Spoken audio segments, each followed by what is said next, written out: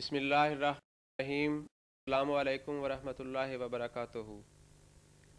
حضرت مسیح موعود علیہ الصلوۃ والسلام کی کتب کے تعارف پر پروگرام آپ کی خدمت میں پیش ہے۔ حضرت اقدس مسیح موعود علیہ الصلوۃ والسلام کی کتاب سراج منیر جو کہ مئی 1897 میں شائع ہوئی، اس کتاب میں حضرت اقدس مسیح موعود علیہ السلام نے اپنی 37 کے قریب پیشگوئیوں کا ذکر کیا جو اللہ تعالیٰ سے الہام پا کر آپ نے کی اور اللہ تعالیٰ کے فضل سے وہ یہ پیشگوئیاں کن کن مضامین پر مشتمل تھیں، اس کتاب میں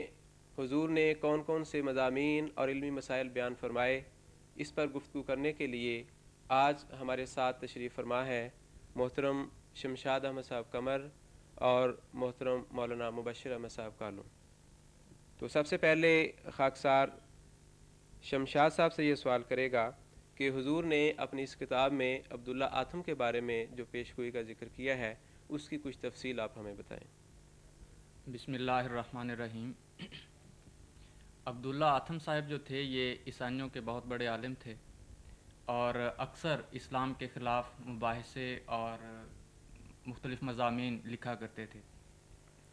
چنانچہ 1893 میں ان کا حضرت مسیح موعود علیہ الصلوۃ والسلام کے ساتھ ایک مباحثہ ہوا جو جنگ مقدس کے نام سے شائع ہو چکا ہوا ہے۔ اس مباحثے کے دوران حضرت مسیح موعود علیہ الصلوۃ والسلام نے عبداللہ آتھم کو مخاطب کر کے ایک پیشگوئی فرمائی۔ عبداللہ آتھم نے چونکہ حضور صلی اللہ علیہ وسلم کے متعلق بعض سخت الفاظ استعمال کیے تھے، اس پر حضور نے فرمایا کہ چونکہ تم نے حضرت اقدس محمد مصطفیٰ صلی اللہ علیہ وسلم کے متعلق اس قسم کے سخت الفاظ استعمال کیے ہیں، اس لیے تمہاری یہ سزا ہے کہ تمہیں اللہ تعالیٰ کی طرف سے 15 ماہ کے اندر حاویہ میں گرایا جائے گا، بشرطے کہ حق کی طرف رجوع نہ کریں۔ یعنی اس میں یہ شرط رکھی تھی حضور نے کہ اگر حق کی طرف رجوع کر لیا تو موت نہیں آئے گی 15 مہینے تک، اور اس صورت میں اگر موت آ جائے تو پیشگوئی غلط ہوگی،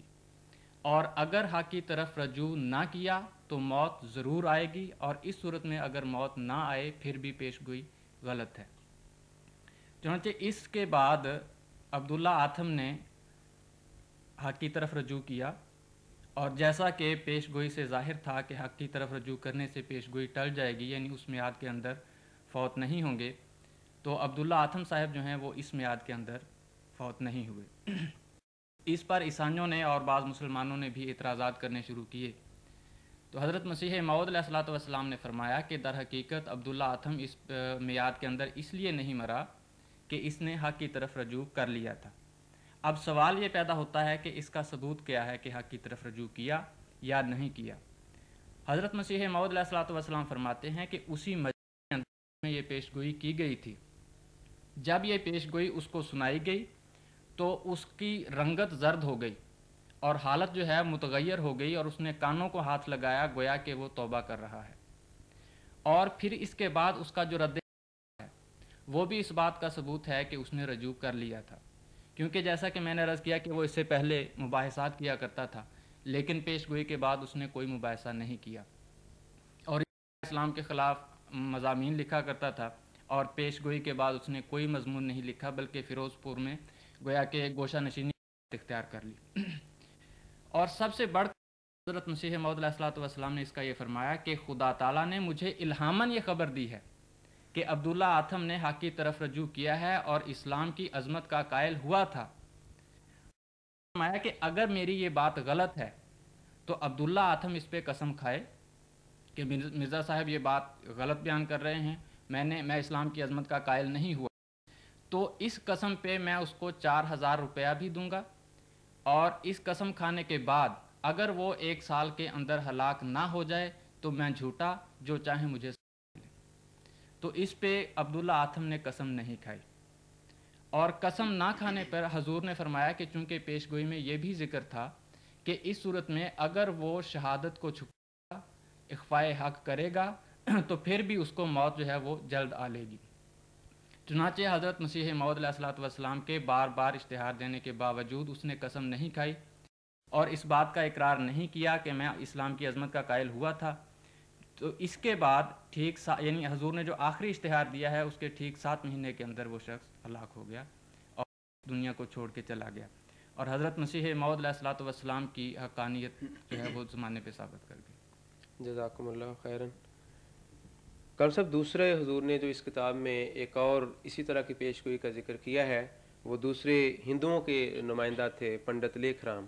تو پنڈت لیکھ رام کے بارے میں جو پیش گوئی جو بطور نشان پوری ہوئی، اس کے بارے میں کیا ذکر فرمایا ہے؟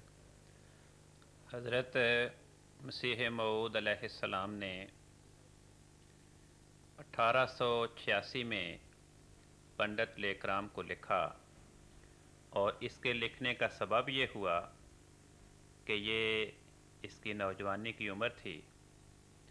اور اپنی جوانی کے جوش آریہ مذہب کی حمایت میں اور اسلام کے خلاف اور حضرت رسول پاک صلی اللہ علیہ وسلم کے خلاف بہت بد زبانی کرتا تھا۔ چھری اس کی زبان چلتی تھی اور بڑی ہی دریدہ دہنی سے کام لیتا تھا۔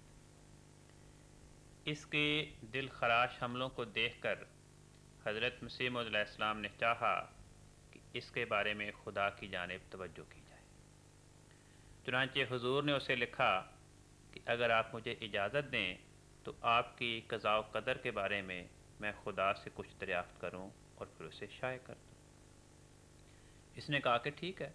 جو چاہے میرے بارے میں شائع کر دیں۔ چنانچہ حضور نے خدا کی جانب توجہ کی، خدا کی بارگاہ میں دعائیں کیں، تو خدا تعالیٰ نے آپ کو 20 فروری 1893 کو خبر دی کہ آئندہ 6 سال کے اندر اندر پنڈت لیکھ رام عذاب شدید میں مبتلا ہو کر مر جائے گا اور قتل ہو جائے گا، جس طرح موسیٰ علیہ السلام کے زمانے میں بنی اسرائیل کا گوشالہ جو سامری نے بنایا تھا وہ قتل کیا گیا، جلایا گیا اور دریا میں اس کی راکھ بہائی گئی۔ یہ سلوک اس کے ساتھ ہوگا، اور عید کے 7 والا دن وہ اس کی موت اور اس کے قتل کا دن ہوگا۔ اس کے مطابق 6 مارچ 1899 کو یعنی عید الفطر سے اگلے دن، جمعے کے دن عید الفطر تھی، اور ہفتے کو یعنی 6 مارچ 1897 کو عید کے اگلے دن یہ لاہور میں اپنے مکان میں اس پہ قاتلانہ حملہ ہوا اور شدید زخمی ہوا، ہسپتال میں سے لے جایا گیا، آپریشن ہوا لیکن آپریشن کامیاب نہ ہو سکا اور یہ اس پیش گوئی کے مطابق انتقال کر گیا۔ تو یہ نشان ہے،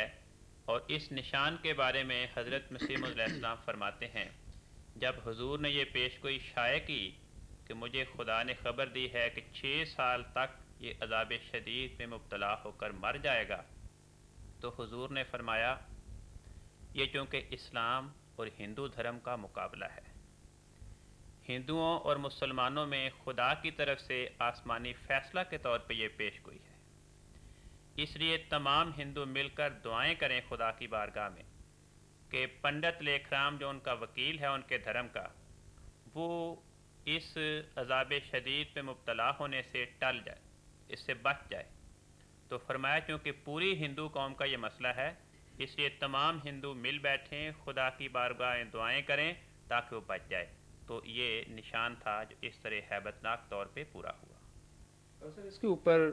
یہ انہیں اعتراض ہے ہندوؤں کا، جو حضور کو نہیں مانتے وہ لوگ بھی شامل تھے اس میں، کہ حضرت مرزا صاحب نے یعنی مسیح موعود علیہ الصلوۃ والسلام نے ایک سازش کے ذریعہ لیکھ رام کو قتل کرایا ہے، کیونکہ اتنی پلاننگ جو ہے صاف نظر آتا ہے کوئی سازش تھی۔ تو اس الزام کا جواب حضور نے کیا دیا ہے؟ اس سلسلے میں حضور فرماتے ہیں کہ پہلے پیش گوئی کے الفاظ پہ غور کریں کہ پیش گوئی میں یہ بتایا گیا کہ عید کے اگلے دن قتل ہوگا، 6 سال کے اندر اندر قتل ہوگا۔ یہ کہ اس کی موت کی تاریخ بتانا، میعاد بتانا، دن بتانا، موت کا سبب بتانا، موت کا ذریعہ بتانا، اتنی باتیں ایک منصوبہ باز 6 سال پہلے سازش تیار کر کے نہیں کر سکتا۔ حضور فرماتے ہیں دیکھیں میری اس پیش گوئی کے بالمقابل پنڈت لیکھ رام نے بھی میرے بارے میں پیش گوئی اپنے اشتہار میں شائع کی تھی، اور چونکہ میری پیش گوئی میں یہ بتایا گیا تھا کہ 6 سال کے اندر اندر، تو اس نے اس کے بالمقابل یہ پیش گوئی شائع کی کہ 3 سال کے اندر اندر میں حیضہ کے ذریعے فوت ہو جاؤں گا۔ حضور نے فرمایا کہ اگر کسی منصوبے سے یہ کام چل سکتا تو پنڈت لیکھ رام بھی کسی انسان کے ساتھ منصوبہ بازی کر کے اپنی اس پیش گوئی کو پورا کرا لیتا، لیکن وہ اس میں کامیاب نہیں ہو سکا۔ تیسری بات حضور یہ فرماتے ہیں کہ اس بات پہ غور کریں کہ میرا دعویٰ کیا ہے۔ حضور نے فرمایا کہ میرا دعویٰ یہ ہے کہ میں اسلامی پیش گوئیوں کے مطابق آنے والا مسیح اور مہدی ہوں۔ مجھے ماننا ضروری ہے۔ میرے ماننے کے نتیجے میں میرے ماننے والے گناہوں اور بدکاریوں سے نجات پا کر نیکی اور پاک بازی میں ترقی کرتے ہیں۔ تو نیکی اور پاک بازی میں ترقی کرنے کے لیے اپنے گناہوں اور فسق و فجور سے اپنے آپ کو چھٹکارا دلانے کے لیے لوگ میری جماعت میں شامل ہوتے ہیں۔ تو اب اس بات پہ غور کریں کہ وہ لوگ جو میرے پاس یہ تصور لے کر آئے کہ میں انہیں گناہوں سے چھٹکارا دلانے آیا ہوں، انہیں توبہ کا جام پلانے آیا ہوں، انہیں نیکی اور پاک بازی کی منازل طے کرانے آیا ہوں، اگر میں ان کے سامنے زبانی یہ تعلیم دوں، اس بات کی بیعت کراؤں اور پھر ان سے کہوں خفیہ خفیہ کہ دیکھو میں نے فلاں پیش گوئی شائع کی ہے، تم میں سے کوئی جائے اپنی جان ہتھیلی پہ رکھے اور خدا کے لیے میری پیش گوئی کو پورا کراؤ اور فلاں آدمی کو قتل کراؤ۔ اب ظاہر ہے کہ جو آدمی کسی قوم کے سربراہ کو قتل کرنے جائے گا، ضروری نہیں کہ وہ اپنے مقصد میں کامیاب بھی ہو سکے۔ عین ممکن ہے کہ جو قتل کرنے جائے وہ خود وہاں پہ قتل ہو جائے۔ تو حضور نے فرمایا کہ جب میں اپنے مریدوں سے یہ بات کہوں گا تو وہ تو فوراً میری مریدی چھوڑ کے چلے جائیں گے کہ بھئی یہ عجیب آدمی ہے، ہم تو اس کے پاس آئے کہ ہم نے گناہ چھوڑنے ہیں اور یہ ہمیں پھر گناہوں پہ آمادہ کر رہے ہیں، ہم تو اس کے پاس آئے کہ ہم نے نیکی اور پاکیزگی کو اپنے سینے میں جگہ دینی ہے اور یہ ہمیں پاکیزگی کے خلاف باتیں بتا رہا ہے، یہ تو ہمیں ڈاکو اور قاتل بنا رہا ہے۔ تو فرمایا کہ یہ پیری اور مریدی ایسا نازک رشتہ ہے کہ ذرا ذرا سی بات پہ مرید کے دل میں بدگمانی پیدا ہوتی۔ حضور نے ایک تو مثالیں پیش فرمائیں۔ حضور نے فرمایا کہ ایک مرتبہ مجھے تکلیف تھی اور میں نماز میں جب اتحیات میں بیٹھتے ہیں تو میں اس بیماری اور تکلیف کی بنا پہ اپنا دایاں پاؤں کھڑا نہیں کر سکتا تھا۔ میں نے دایاں پاؤں لٹا کے نماز پڑھی تو چند مرید آپس میں باتیں کرنے لگے، دیکھیں جی جس کو ہم نے مہدی مانا یہ تو سنت کے خلاف کام کر رہا ہے۔ ادنا ادنا بات پہ دل میں شکوک اور شبہات پیدا ہوتے ہیں، صرف اس لیے شبہ ان کو خبر نہیں تھی کہ مجھے تکلیف ہے، میں اس طرح نہیں کر سکتا۔ اس طرح حضور نے فرمایا کہ میرے بازو کی ہڈی ٹوٹی ہوئی ہے اور میں دائیں ہاتھ سے چائے کی پیالے نہیں پکڑ سکتا، تو میں نے بائیں ہاتھ سے پیالی پکڑ کے پی تو انہوں نے آپس میں چیمے گوئیاں شروع کی کہ ہم نے اس کو مہدی مانا اور یہ سنت کے خلاف باتیں کرتا ہے۔ تو فرمایا کہ میری وضاحت پہ ان کی تسلی ہوئی، ورنہ ادنا ادنا بات پہ جو لوگ یہ تصور قائم کر کے میرے پاس آتے ہیں کہ ہم نے ان بشارات کے مطابق اس انسان کو مہدی اور مسیح مانا ہے، ہم نے اس کے ہاتھ میں ہاتھ دے کر اپنے آپ کو گناہوں سے بچانا ہے اور نیکی کی منازل طے کرنی ہے، انہیں اگر میں یہ کہوں کہ اب تم میری بیعت کر کے ڈاکو اور قاتل بن جاؤ تو وہ تو فوراً میری بیعت کو چھوڑ دیں گے۔ فرمایا کوئی مرید کہے تو صحیح کہ میں نے کس محفل میں بیٹھ کے کہاں کسی کو کہا کہ جاؤ اس کو قتل کر دو کہ میری پیش گوئی پوری ہو جائے۔ پھر حضور نے فرمایا کہ دیکھیں گورنمنٹ اس بات کی تحقیق کر رہی ہے، ہندو قوم جن کا وہ سربراہ تھا اور قتل ہو گیا پنڈت لیکھ رام،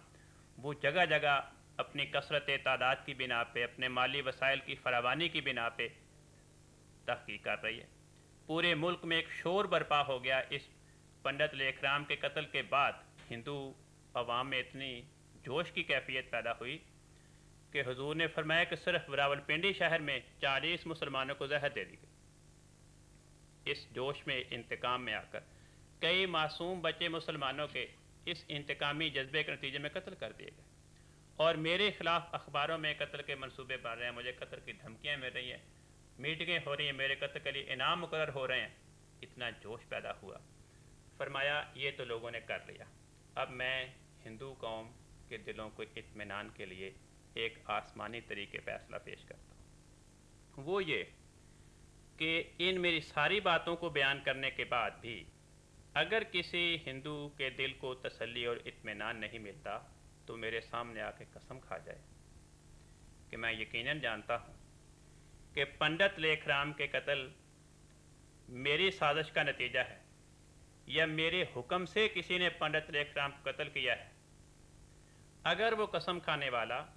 इस कसम खाने के बाद 1 साल तक जिंदा बच जाए तो मुझे कत्ल कर दें। फरमाया अब अगर कोई बहादुर कलेजे वाला आर्य है तो वो सामने आए और इस तरीक़ के मुताबिक इस्लाम और हिंदू धर्म के दरमियान इस कशमकश का फैसला करवा ले। फिर हुजूर ने फरमाया कि देखो, हिंदू अखबारात ये प्रोपेगेंडा कर रहे हैं कि जी अगर ये इंसान यानी बानी जमात अहमदिया पंडित लेखराम के कत्ल की साजिश में शरीक नहीं है, तो इसको कैसे पता चला कि इतने साल के अंदर अंदर फ़लाँ दिन को फ़लाँ तारीख को ये कत्ल हो जाएगा। हुजूर ने फरमाया बात यह है कि मैंने एक कादिर खुदा को माना है, वो आलिमुल गैब है, वो गैब की बातें मुझे बताता है।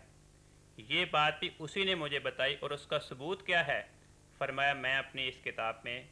ऐसे 37 निशानात पेश करता हूँ जो मैंने अपनी किताबों में बयान किए, अपने इश्तिहारात में बयान किए, लोगों के सामने बयान किए कि ये बात यूँ होगी, मुझे खुदा ने बताई है। और जिस तरह खुदा ने मुझे बताई और वो शाये हुई पब्लिक में गई, उसी तरह खुदा ने उसको पूरा किया। तो हुजूर फरमाते हैं कि जिस तरह ये 37 बातें पूरी हो गई कबल अज़ वक्त मेरे ऐलान के ने, उसी तरह ये बात भी पूरी हुई। उसमें से हुजूर ने जो 37 निशानात पेश फरमाए, उनमें से 2 का मैं तस्करा करना चाहता हूँ खुसूसियत के साथ। वो ये कि ये मामला चूँकि हिंदू कौम के साथ मुतल्लिक था, हुजूर ने फरमाया कि हमारे कादियान में आर्या मौजूद हैं और वो इस मजहबी शोरश के वक्त में बहुत जोश में हैं, उनके दिलों में तासुब भी है। और पंडित लेखराम जब कादियान में तशरीफ़ लाते थे तो उन्हीं आर्यों के यहाँ वो बतौर मेहमान के क़याम करते थे। हुजूर ने फरमाया कि इनमें से एक आर्या शरमपत ज़िंदा है, उसका भाई बशिम्बर दास वो एक फ़ौजदारी मुकदमे में गिरफ़्तार हुआ और उसे 1 साल कैद की सज़ा हुई। लाला शरमपत वो मेरे पास आया, बहुत बेकरार था कि आप नेक आदमी हैं, खुदा की बारगाह में दुआ करें मेरे भाई के लिए। मैंने दुआ की तो खुदा ने मुझे बताया कि यह मुकदमा अपील कोर्ट में जाएगा और वहाँ से इसकी निसफ कैद काटी जाएगी और 6 महीने सज़ा बाकी रह जाएगी। मैंने उसको बता दिया, कादियान के बाकी हिंदुओं ने भी सुन लिया और ऐसा ही हुआ। हुजूर ने फरमाया कि अब लाला शरमपत मुझे बताए कि क्या ये वाक़या नहीं हुआ, अगर हुआ तो किस साजिश के साथ मैंने अपील कोर्ट में यह काम कर लिया, मुझे किसने बताया? उसी खुदा ने बताया जिस खुदा ने पंडित लेखराम की मौत के बारे में मुझे ये बातें बताई थी। हुजूर ने फरमाया कि अब चूँकि एक तासुब की फ़ज़ा पैदा हो गई है, इसलिए ऐन मुमकिन है कि लाला शरमपत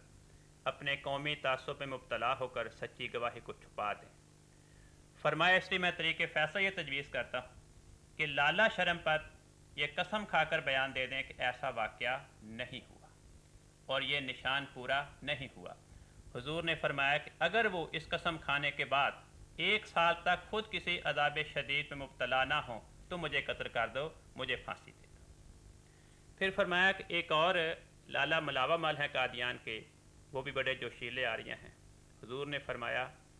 कि बहुत अरसा दराज गुजरा, इन्हें टीबी हो गई और अब तो चंद सालों से टीबी को काबिल इलाज मरज़ समझा जाता है, लेकिन जिस दौर की बात हुजूर फरमा रहे हैं वो दौर ऐसा था कि टीबी का मरज़ एक मुहलिक मरज़ समझा जाता था। शाज़ व नादिर के तौर पे कोई इंसान टीबी में मुब्तला होने के बाद बचता था, तो बड़ी मायूसी थी क्योंकि टीबी का आना वो एक मौत का परवाना समझा जाता था। तो लाला मलावा मल बहुत परेशान हुआ। हुजूर फरमाते मेरे पास आया, उसने रो रो के मुझसे बड़ी बेकरारी के साथ दुआ की दरख्वास्त की। फरमाया उसकी बेकरारी और बेताबी को देखकर मेरे दिल में रहम पैदा हुआ। मैंने खुदा की बारगाह में दुआ की तो खुदा ने मुझे उसकी शिफा की खबर दी। मैंने उसे बता दिया, उसके अजीज़ व अकारिब और दीगर हिंदुओं को बता दिया कि इसको शिफा मिल जाएगी। खुदा ने मुझे बशारत दे दी। चुनांचे उस बशारत के बाद 1 हफ्ते के अंदर अंदर वो शिफा याब हो गए। हुजूर ने फरमाया अब लाला मलावा मल अगर ये समझते हैं کہ یہ میں نے غلط بیان دیا ہے، ایسا نہیں ہوا، تو وہ بھی اسی طریق کے مطابق قسم کھا جائیں جو طریق میں نے اعلیٰ شرم پد کے لیے پیش کیا۔ حضور فرماتے ہیں کہ یہ دونوں واقعات میں آج سے 17 برس پہلے براہین احمد میں شائع کر چکا ہوں، یہاں کے عوام جانتے ہیں، یہ ان کے خاندانوں کے افراد جانتے ہیں، میری بستی کے باشندے جانتے ہیں۔ اگر میں نے یہ باتیں دروغگوئی کے طور پہ گھڑی ہوتی اور میں نے اس میں کمی بیشی کی ہوتی تو مجھے یہ حوصلہ نہیں پیدا ہونا تھا کہ مذہب کے مخالفین کو گواہ بناؤں، اپنی کتابوں میں ان واقعات کو شائع کروں، اور 17 سال کے بعد جب اتنی شورش پیدا ہو پھر بھی ان واقعات کو شائع کروں، تو یہ میرا شائع کرنا ہی بتاتا ہے کہ یہ واقعات کتنی پختگی اور یقین کی چٹان پہ قائم ہیں۔ شکریہ، جزاکم اللہ خیراً۔ کان صاحب، آپ نے ذکر کیا کہ حضرت مسیح موعود علیہ الصلوۃ والسلام نے اپنے 37 کے قریب نشانات کا ذکر کیا ہے، 2 کے بارے میں ہم گفتگو کر چکے ہیں۔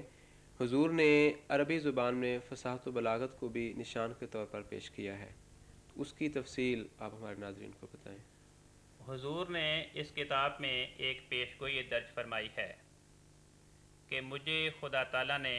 عربی زبان میں اعجازی طور پر فصاحت و بلاغت کا نشان دیا، اور مجھے خدا نے بتایا کہ میرے مد مقابل کوئی میرے کلام اعجازی جو عربی زبان میں تحریر کیا جائے اس کے بالمقابل معجزانہ کلام تحریر نہیں کر سکتا۔ اور حضور فرماتے ہیں کہ میرا عربی زبان میں فصیح و بلیغ کلام یہ میرے صدق اور کذب کا اسی پہ مدار ہے، میری سچائی کا مدار اس بات پر ہے۔ اور حضور فرماتے ہیں کہ میں نے اپنی بعض عربی کتابوں کے لیے 5000 کا انعام بھی تجویز کیا کہ کوئی مولوی کوئی پادری اس کا جواب لکھ دے، لیکن نہ کسی مولوی نے میری اعجازی عربی کتابوں کا جواب لکھا، نہ کسی پادری نے میری اعجازی عربی کتابوں کا جواب لکھا۔ اور جس طرح خدا نے مجھے خبر دی تھی کہ تیرے بالمقابل کوئی فصیح و بلیغ عربی زبان میں تحریر نہیں کر سکے گا، اسی طرح خدا کی یہ پیشگوئی پوری ہوئی۔ شمشاد صاحب، حضرت مسیح موعود علیہ الصلوۃ والسلام نے ایک پیشگوئی درج فرمائی ہے کہ حضرت صلی اللہ علیہ وسلم کی طرف سے یہ پیشگوئی ہے کہ مسیح موعود کے زمانے میں اسلام کے سوا تمام ملتیں ہلاک ہو جائیں گی۔ اس حدیث کی حضور نے کیا تشریح فرمائی؟ حضرت مسیح موعود علیہ الصلوۃ والسلام نے فرمایا ہے کہ اس کا یہ مطلب ہرگز نہیں ہے کہ اسلام کے سوا باقی تمام مذاہب جو ہیں وہ اس وقت ختم ہو جائیں گے۔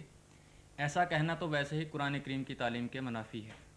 کیونکہ قرآن کریم میں اللہ تعالیٰ نے یہ بتایا ہے کہ یہود اور نصارہ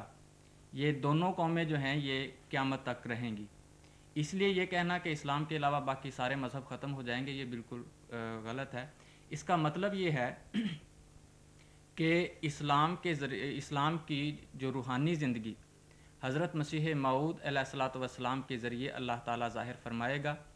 اور جو نشانات حضرت مسیح موعود علیہ الصلوۃ والسلام کے ذریعے اللہ تعالیٰ اسلام کی صداقت میں ظاہر فرمائے گا، اس قسم کے نشانات باقی مذاہب میں اس وقت مفقود ہوں گے۔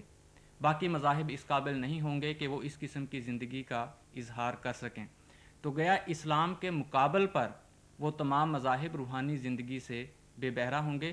اور حضرت مسیح موعود علیہ الصلوۃ والسلام کے ذریعے جو روشنی اور روحانی زندگی اسلام کو نصیب ہوگی وہ کسی اور مذہب کو اس وقت نصیب نہیں ہوگی۔ ناظرین، ابھی ہماری گفتگو کچھ دیر کے بعد جاری رہے گی دوبارہ، اس سے پہلے آپ محترم غلام سرور صاحب سے حضرت اقدس مسیح موعود علیہ الصلوۃ والسلام کی نظم کے کچھ اشعار سماعت فرمائیں۔ ہم چنی شکم بروئے مصطفیٰ، ہم چنی شکم بروئے مصطفیٰ، دل پرد چومر سوئے مصطفیٰ، دل پرد چومر سوئے مصطفیٰ، ہم چنی شکم۔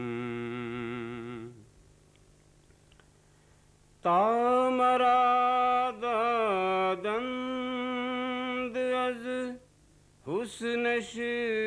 خبر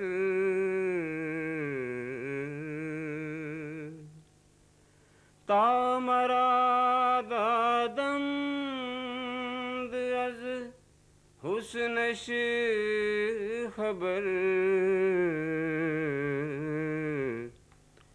شد دلم از عشق او زیر و زبر شد دلم از عشق او زیر و زبر ہم چنی شکم من کے میں بینم رخ دل برے من کے میں بینم رخ دل برے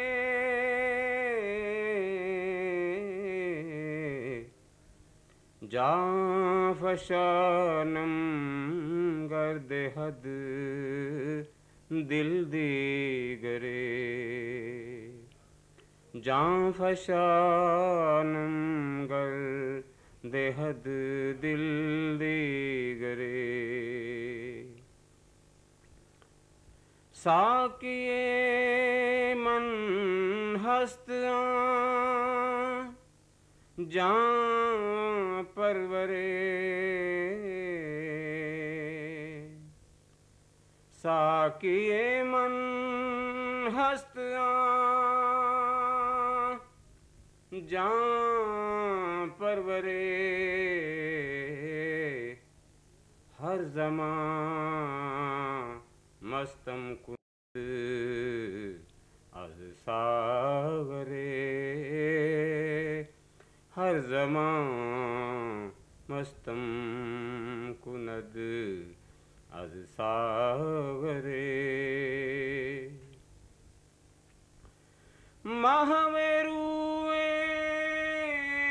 او شدست این روے من ماہویروے او شدست این روے من بوئے او آئد بامو کوئے من بوئے او آئد زبامو کوئے من ہم چنی عشقم بروئے مصطفیٰ بس کے من در عشق او ہستم نہاں بس کے من در عشق او ہستم نہاں من ہمانم من ہمانم من ہمان من ہمانم من ہمانم من ہمان جان من از جان او یا بدغذا جان من از جان او یا بدغذا از گرے بالم میاں شد زکا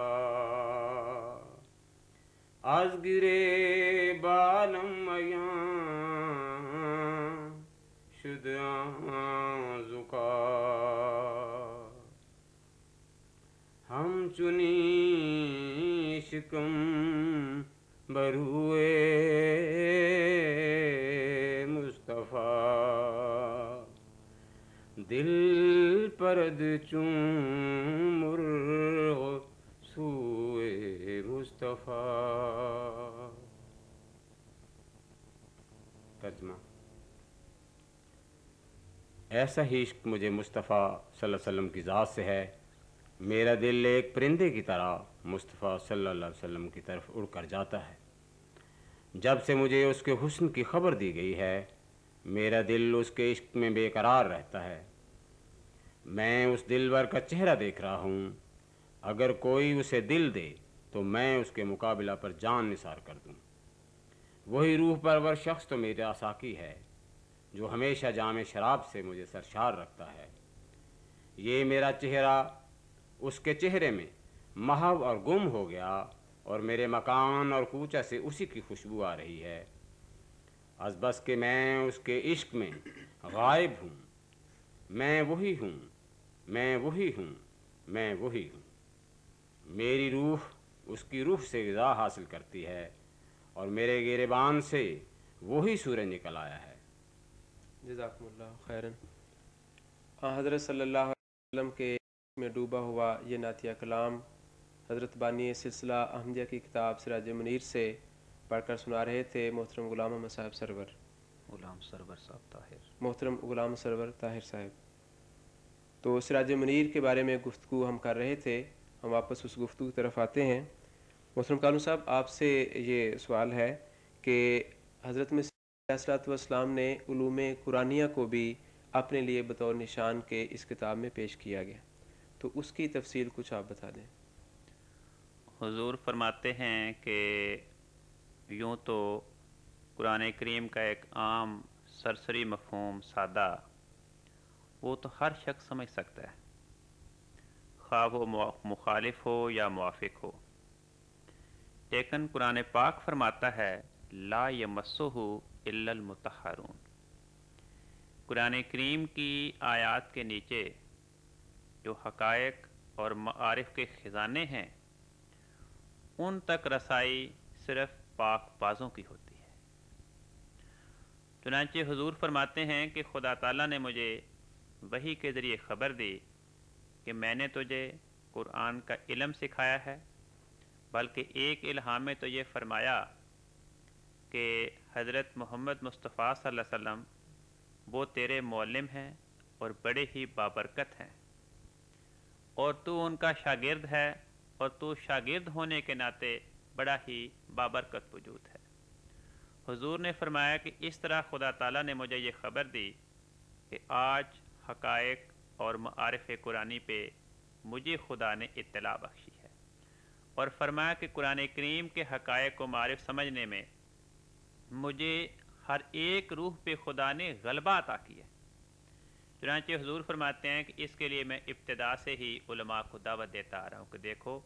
میرے بالمقابل کسی کو بھی خدا تعالیٰ قرآن کریم کے حقائق اور معارف نہیں سکھائے گا.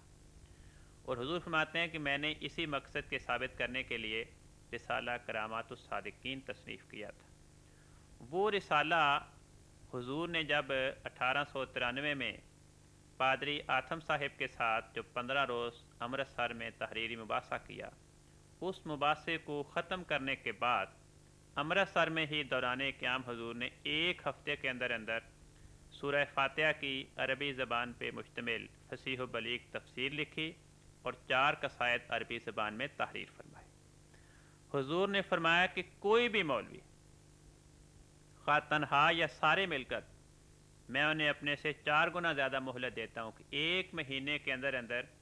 میری تفسیر کے بالمقابل اس سے بڑھ کر فصیح و بلیغ عربی زبان میں تفسیر لکھتے ہیں اور قصائد کے جواب لکھتے ہیں، 1 ماہ کے اندر لکھ کر شائع کر دیں تو میں انہیں 1000 روپیہ انعام دوں گا، بشرطے کہ ثالث یہ فیصلہ دیں کہ ان کی تفسیر مجھ سے بڑی ہوئی ہے. حضور نے فرمایا کہ لیکن کسی کو یہ توفیق نصیب نہیں ہوئی، اور جو خدا نے مجھے خبر دی تھی وہ خبر اپنی کامل آب و تاب کے ساتھ پوری ہو رہی ہے. آپ دونوں بزرگوں کا بہت شکریہ کہ آپ تشریف لائے اور آپ نے سراج منیر کے بارے میں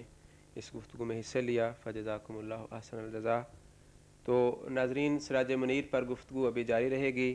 انشاءاللہ تعالی اگلے پروگرام میں ہم حضور کی اسی کتاب کے بارے میں کچھ مزید گفتگو آپ کی خدمت میں پیش کریں گے۔ تب تک کے لیے ہمیں اجازت دیں۔ اللہ حافظ۔